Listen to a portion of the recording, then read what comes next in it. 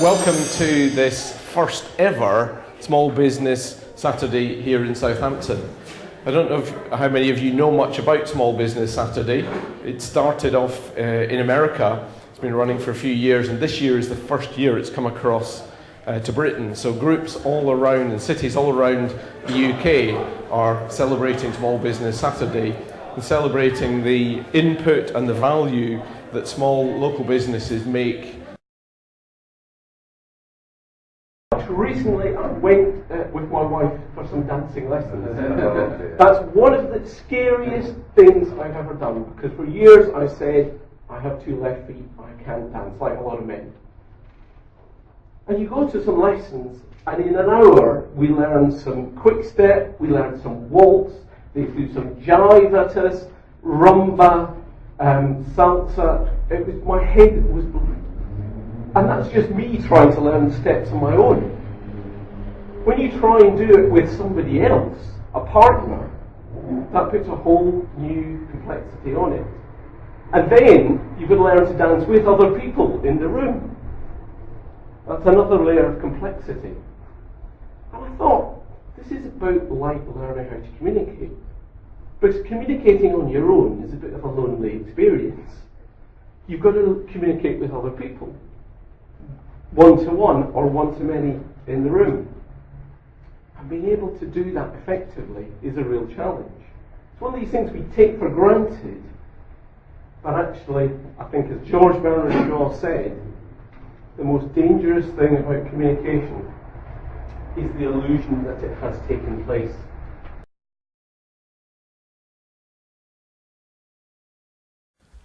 Hello, my name is Gavin Meikle and I'm the presentation doctor. Are you the kind of person who has to give high stakes presentations? Perhaps it's a sales pitch at a major client or a conference presentation at an industry event. Both of these situations provide a fantastic opportunity, but the risks are high. Get it wrong and your credibility will be shot. If this sounds like you, then perhaps we need to talk. Persuasive presentations are the result of blending compelling content and dynamic delivery. There are lots of good speech writers and plenty of professional presentation skills coaches out there, but how many of them can do both with ease?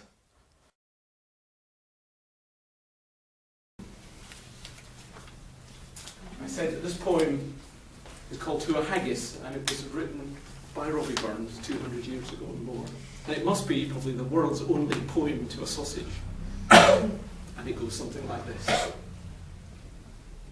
Fair fa your honest sonsy face, great chieftain o' the puddin' race, abin them all ye tak your place pinch tripper firm.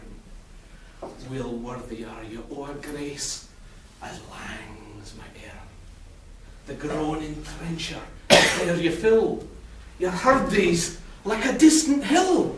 Your pen would help to mend a mill in time o' need, while through your pores the dews distill like amber bead.